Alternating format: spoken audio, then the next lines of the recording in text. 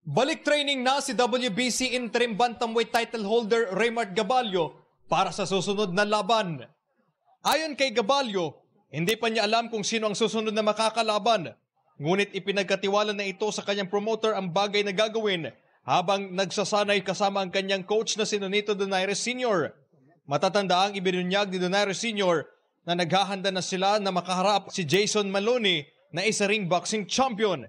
Inamin din ni Gabalio na gusto talaga niyang manalo sa mga laban para makaharap ang mga magagaling na boksingero. Sa pagsasalaysay nito, lumabas talaga ang ginawa nila sa pagsasanay na ang makaharap si Pai Parob na karaang araw kung saan madaling natapos ang kanilang laban sa pamamagitan ng first round knockout.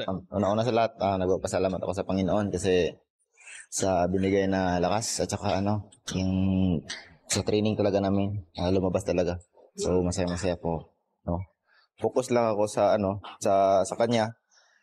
Yung tiwala ko sa sarili ko na baka abot kami ng ilang rounds or pero ang nasa isip ko, makakita ko ng timing, talaga, papasok talaga. Tiwala sa sarili, sa Panginoon, tsaka sa training namin ni Coach, sa team ko. Personal niyang pinasalamatan si Coach Donaire Sr.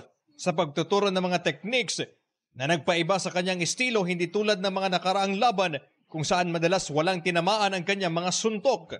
Sinabi din ni Gabalio na handa na siyang sasabak sa mga title fights. Yan ang ulat mula rito sa Bombo Radio Jansan para sa Bombo Network News.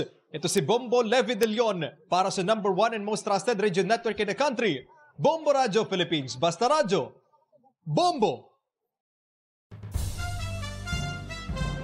Ito ang Bombo Radio Philippines, ang inyong #1 at most trusted radio network in the country. Basta Radio Bombo!